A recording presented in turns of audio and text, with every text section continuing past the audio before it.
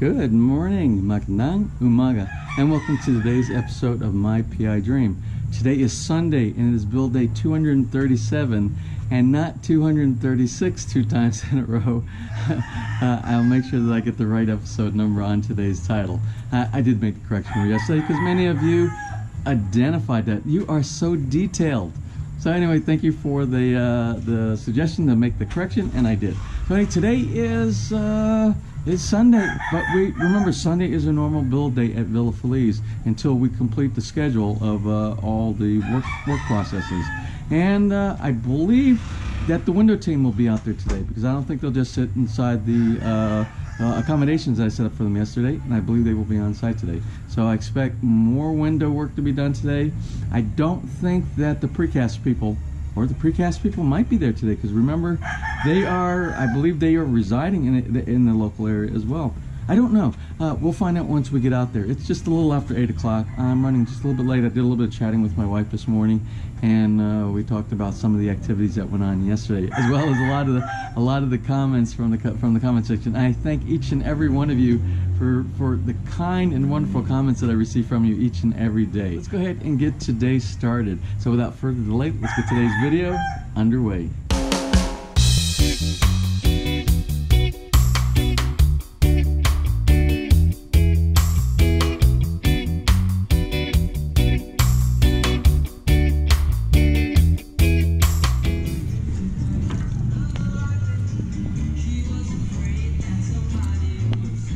Good morning, Pop.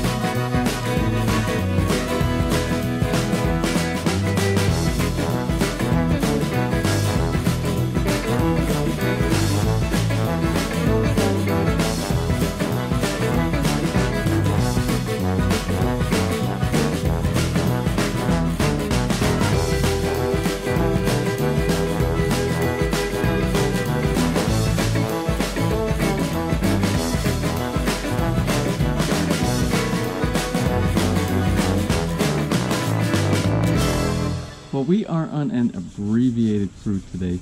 It's a Sunday, and we don't have the full team here. But whatever the scheduling, that's up to my builder to set up the scheduling for what needs to get accomplished here on the job site. But I think we have probably as many or more of the window team than we have of our own crew right here. So they're active and they are working. You see them on the inside through the window, if you can see it through the window. And this is what I wanted to bring out. The main reason that I came out here right now is I was speaking with my wife, and my wife says, what kind of tinting do you have on the window? And I said, well, I have a bronze reflective, and it's kind of a one-way kind of a thing.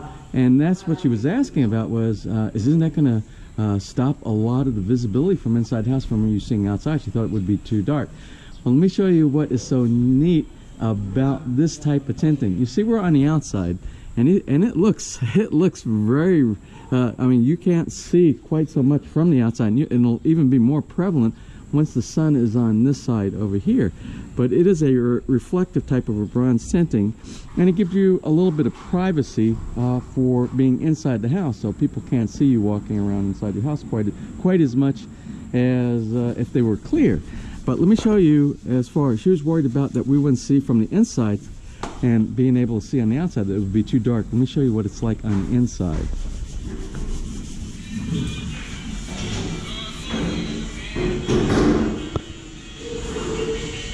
So you can see from the inside, it hardly doesn't change any of the view. You're able to see clearly through to the outside of the house. And those are with the windows in place. So you can see that they're very efficient as far as privacy from the outside, but from the inside it hardly detracts from any of the view from inside the house to this area out here. And that's the main purpose of this type of roulette. So it is doing exactly what I was hoping it would do. Privacy from the outside, but non-obstructing view from the inside. You guys sleep okay last night over there? It's okay? It's okay. Yeah, good deal.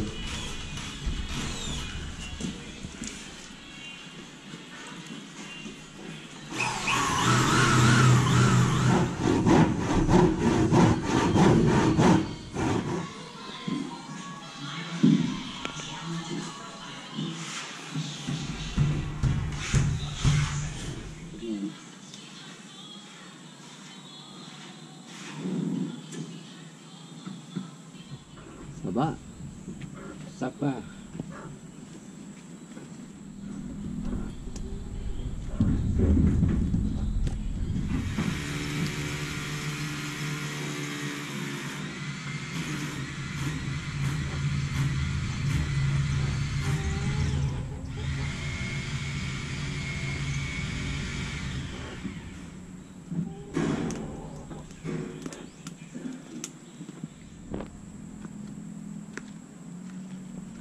One of the subscribers had a very interesting question, and it's a question I asked at the very beginning, because I'm concerned about cables showing and things like the aesthetics. You want your house to be as beautiful as possible.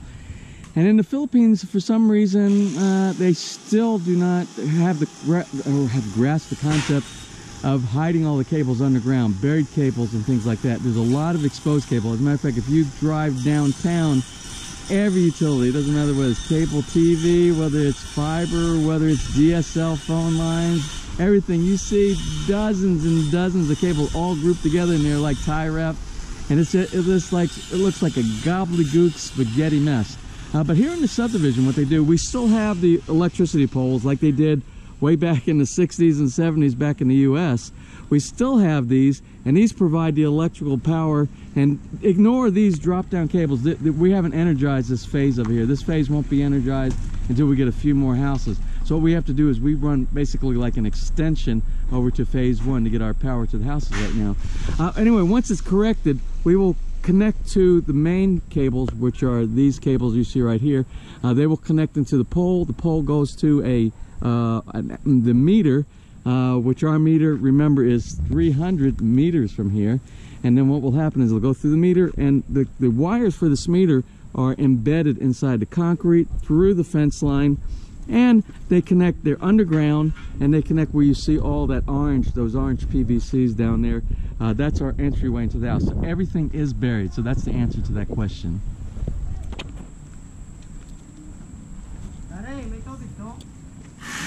So I started looking at these brackets back here, and I was wondering what the brackets were being made for. I thought maybe it had something to do with some of the soffit installation. I couldn't figure out, and I know.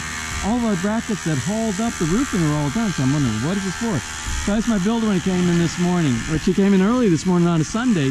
And what he said we're going to be doing with these brackets right here, these are the support brackets for the workbench that goes in the basement, for my workbench. It'll hold the vise and my drill presses and all the stuff that...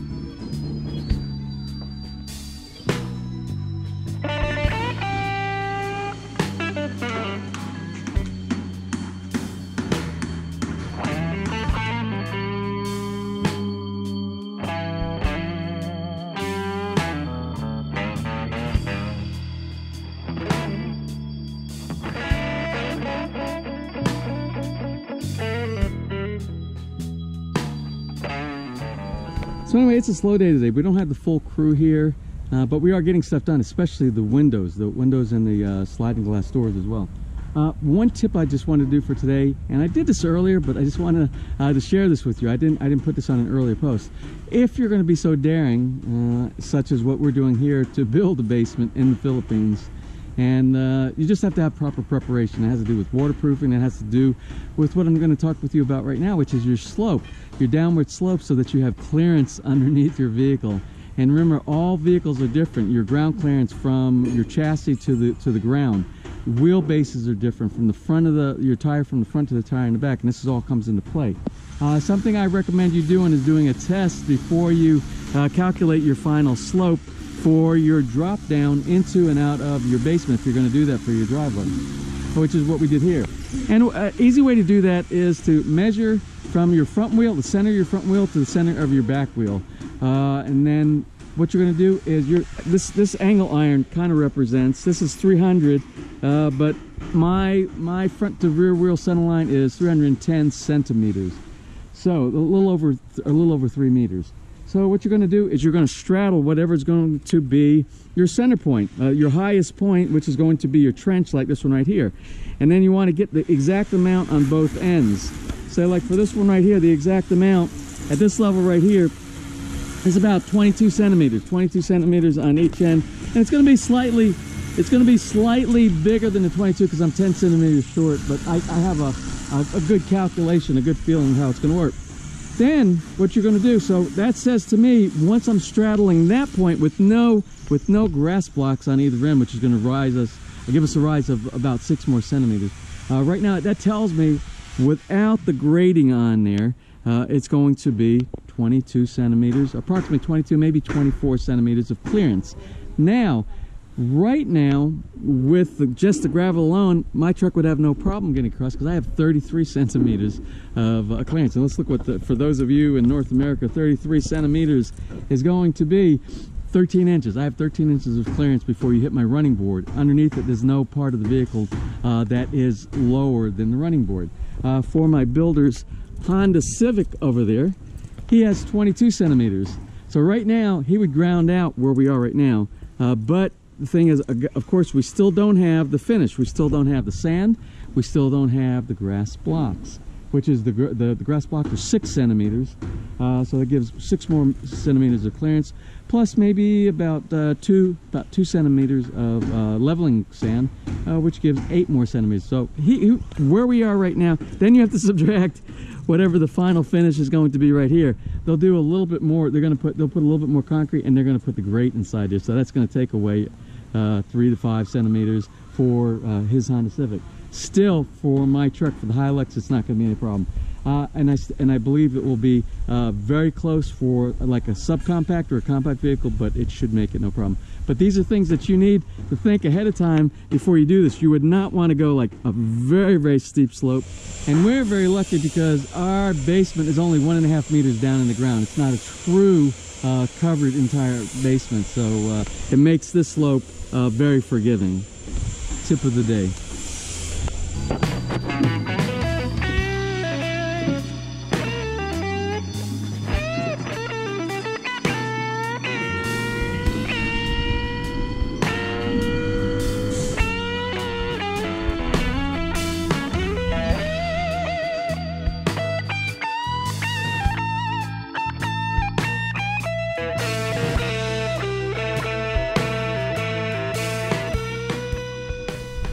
Well, anyway, it is noon and it is lunchtime, and I totally forgot to pack my lunch today. I'm gonna run back to the apartment. I was gonna go downtown because I want to look some stuff at some of the hardware stores, but I don't want. This is such an exciting day for me. These windows going in is extremely exciting for me, and this is the fun part of building when you start seeing things like this. So I don't want to be gone for very long today. So I'm gonna run back to the apartment. I'm gonna make myself a sandwich or something like that, and then we'll be back here in just a little bit.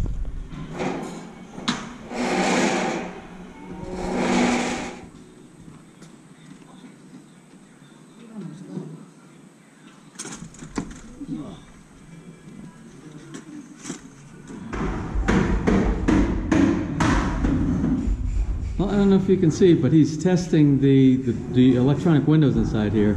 He's got the controller down there, and he's got the remote control, and he's opening and closing both of these windows up here.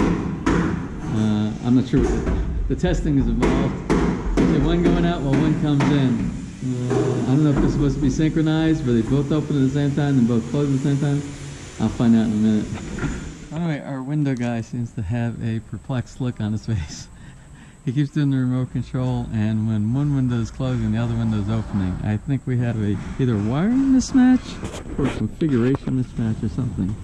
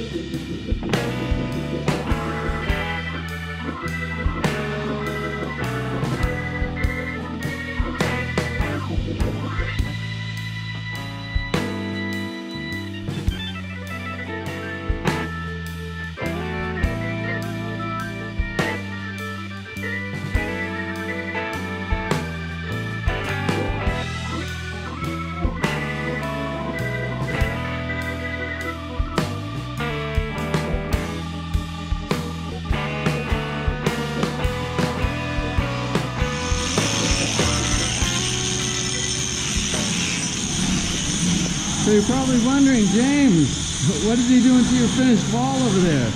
I'll tell you upstairs.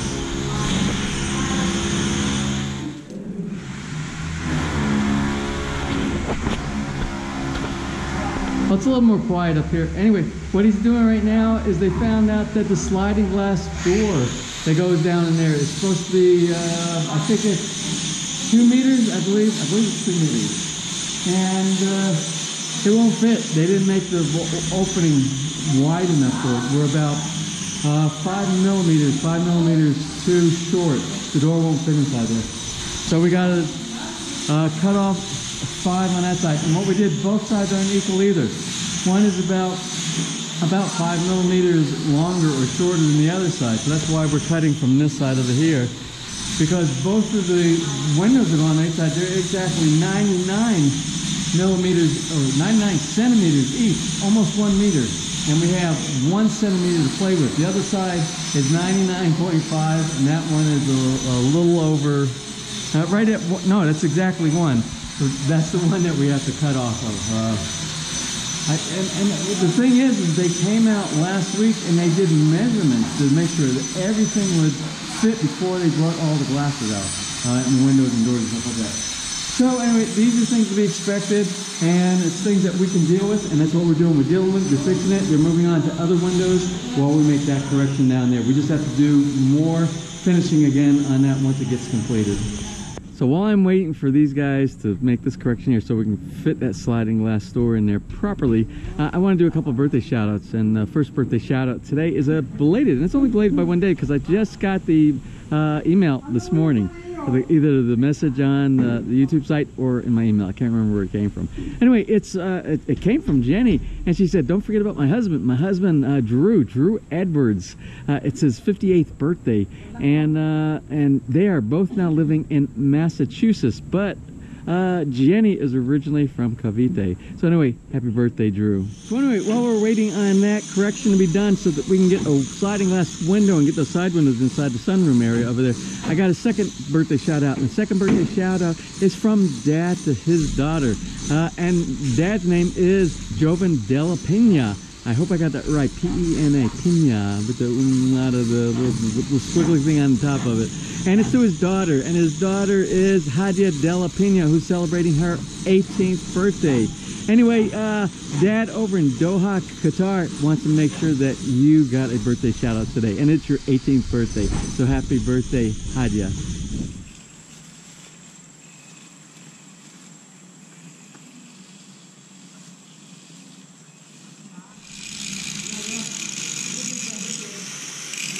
So while we're making the correction over here to get the door in, the sliding glass door in the sunroom, I think we've almost got the sliding glass door done in the lanai to bedroom number 1 back over here.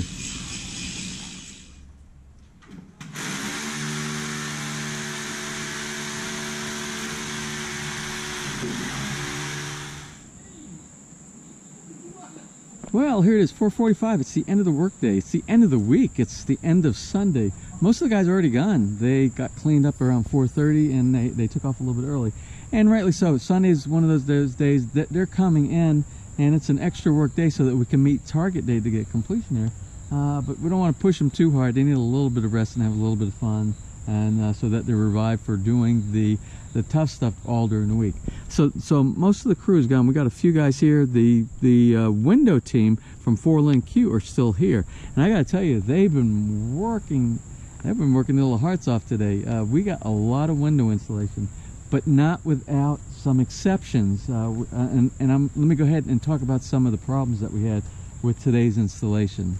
First off, you see the electrical windows, the electrical mechanical windows that we have that go by remote control. Well, we had a problem with that today, and the problem is we have the receivers. We have a receiver, and I guess there's a transmitter and a receiver. This connects up to the windows, and both of the windows are connected to AC power, but these little DC controllers are what send the signal for the motor to open and close. Well, you can put them in a series. You can connect two of them up, so you don't have to go independent, open each one and close every time you want to open. You just press the button and it will open both of the windows at the same time and then close both of the windows at the same time.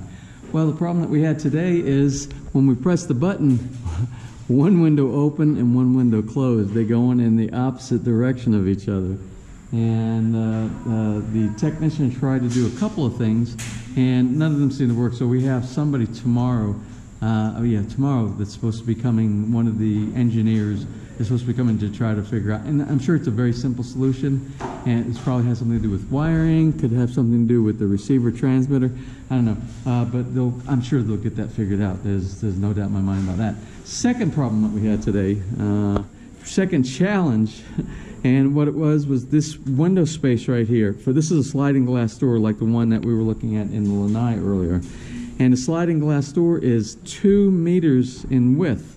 200 centimeters, and we only had about, I think it was about 198 or something like that. I don't know how they missed it, but when they did the cleanup inside here and they did all the skim coat and they did the finishing, they closed up, and now that door does not fit inside there. So that's why this side is finished, and this side, all this right here was the wall right here.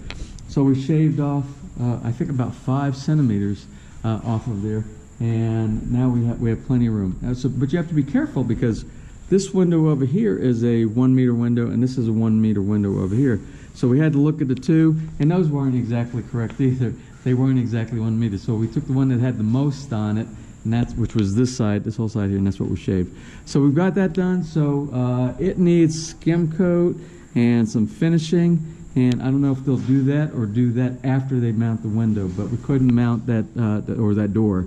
We couldn't mount that until we took care of this problem. So that was the second problem with the windows we had today. And then the third one that I identified, I looked out here, and when they were mounting this sliding glass door here, and most people probably wouldn't even notice it, but remember, my eye sees everything. It sees anything off 1/8 of an inch, 1 or 2 centimeters, I see it. And I looked out here, and I looked at the way this door was framed, set back inside the wall framing right here, and it's 1.5 centimeters less space in the frame than over here. And 1.5 centimeter that's a lot in my mind. Half a centimeter or 20 millimeters, something like that's not a problem. But when it's that much, I saw that and I'm like, oh, we have to pull I was going to have them pull the entire thing out and remount it inside there. So what I did was I looked on the inside, and I looked at the way the tiling is on the inside right here. So I measured the tile over here and the tile over here, and the tile over here is actually shorter, so we can't take any more off of this one. So there lies the dilemma. The dilemma is, where do you want to see the error the most? Do you want to see it on your tiles that line up, or do you want to see it in the door frame? Which I believe nobody would notice it except for the 7,000 plus of you subscribers that will ever come by and see us here at Little FELIZ. You'll say, oh, I remember that door is off by 1.5 centimeters. but that's okay. Just keep it a secret. Shh. So that was the third problem. What I did, I made the call. I told them to go ahead and keep that inside there like that. Because if we shave off more of the floor tile inside here, that's going to be, from the inside of the house, because the tiling inside here goes this way, not this way, it goes this way, it would be extremely noticeable because the complication of the matter with this is smaller anyway than that side. You don't notice the amount. It's a very small amount that it's off. I think about 1/2 or 1/4 of a centimeter inside there is where it's off. But if we shaved even more off, then that would become obvious on the inside. So I made the call to go ahead and keep this like this here, and hopefully it won't be too noticeable. So we're on day 3, I think, of putting the mosaic tiles down inside the CR inside there. Let me get someplace that doesn't have as much echo. Our tiling is extremely slow, but it is what it is, as long as we're done on schedule. So about the tile inside there, and it's not a problem, it just can be what I consider a little bit of a nuisance. I asked him, what's your slope inside there? Because I put my level inside there, and it was very, very, very slight slope inside there. And the slope that he has inside there, he told me it's 1 centimeter from one end all the way to the drop-off point down the drain. I'm like, 1 centimeter is not enough in about a 2-meter length of a shower stall inside there. I said, it's good. It means that you won't have any water setting up, but levelness, it will sit on the top, and you'll have to use a squeegee and squeegee the water down inside there. Well, I did not make him rip up all those mosaics inside there, but I said when we go to do the one on the second floor, I want 2 to 3 times that much of an angle, and you really won't notice it when you're standing inside it. You really won't notice that amount and it's ours is a little bit bigger up on the second floor. But I said I want to at least double the amount of slope that we have, so we have a nice positive, so you don't have to, every time you get done with the shower, you don't have to get inside there with a squeegee and squeegee all your residual water that's just sitting on the top of the tiles inside there. But we do it, believe it or not, my wife and I do it anyway.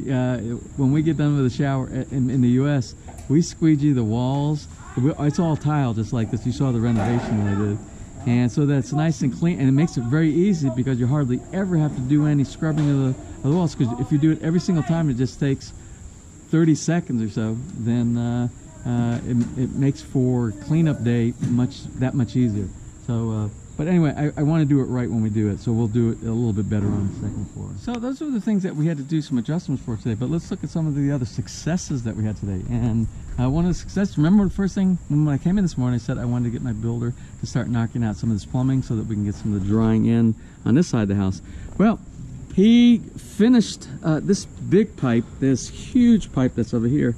That's the pipe that goes to one of the downspouts that goes in that column, that connects to the downspout there, connects into that 6-inch pipe that comes from this column. We have another column here, and remember, all those downspouts come from the secret gutter, and they're all tilted, and they go down that way, and they go into one or two directions. It can go into either. It either goes to the cistern, and if the cistern's full, it goes over to the storm sewer on the huge 6-inch pipe that we have down there. He got that completed today. So the only thing we have left over here on this side before we can start backfilling over here is we have to complete this pipe right here. This pipe is what I asked him yesterday to remember. That's the one that runs in this trench right here. And this trench goes and it goes right there, goes to that end of the pipe.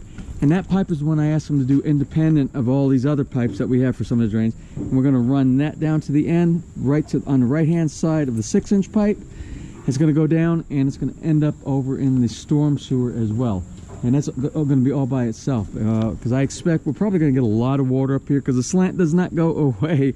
Unfortunately, the street is higher, and it's fairly level, but if we get lots and remember, this is the beginning of the downslope going into our basement. So this is the first point that any water is going to get caught before it gets caught in that one down there. So once he gets that done, which is all we have to have is we need the pipe. I don't think we have enough pipe. I don't think we have that pipe. Hopefully he picks it up tomorrow. And once he completes once he completes this connection and makes it around the corner, just to the corner, we can run it all the way to the storm sewer anytime. Then the next thing we can do is we can go over here and we can start pulling out all this soil. You see all that soil sitting right down inside there?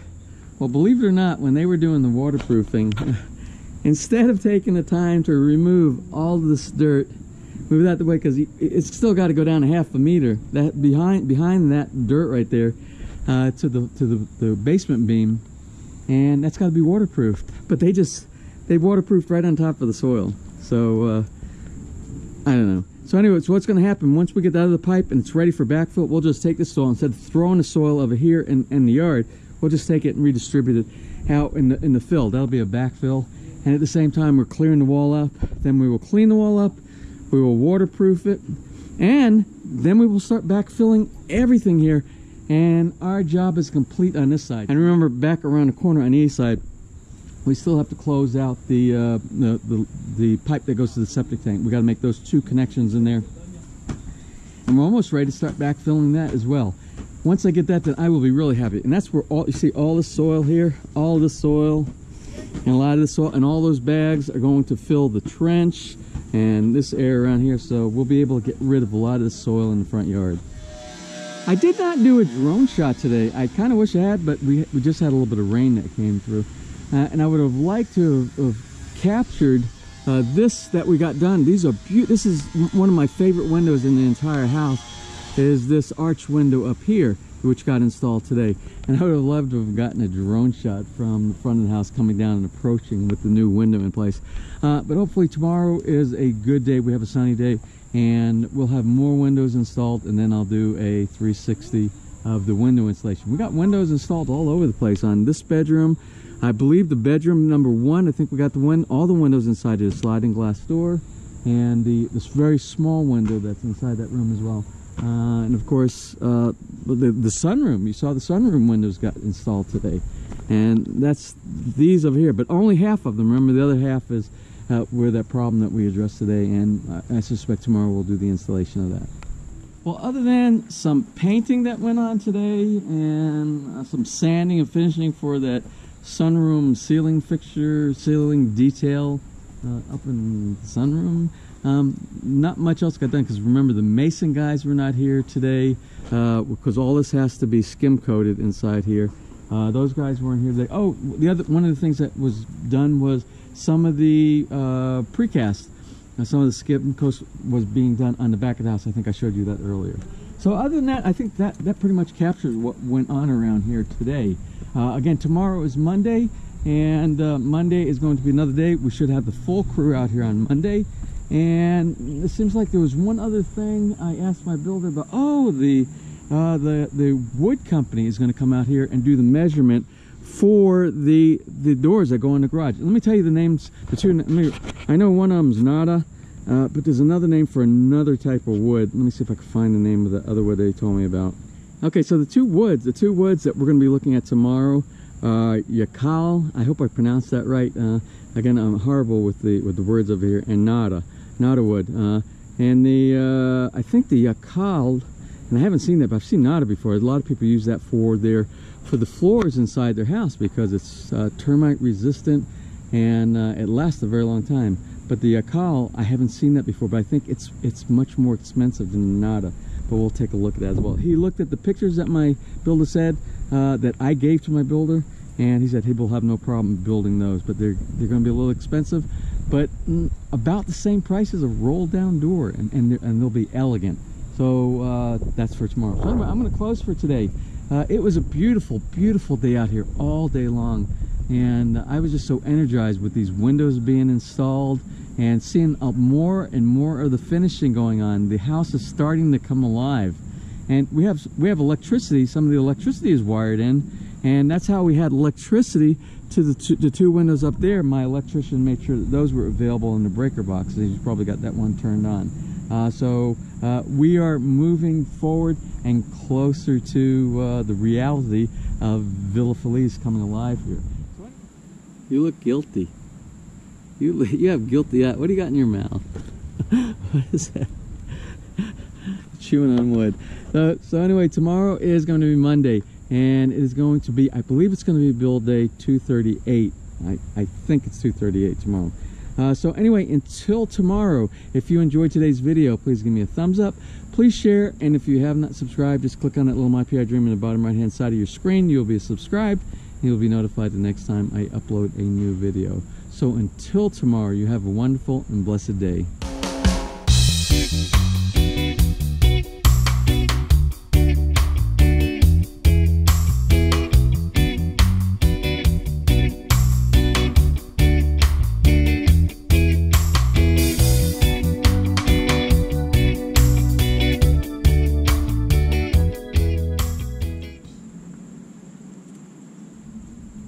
Hey, pretty girl.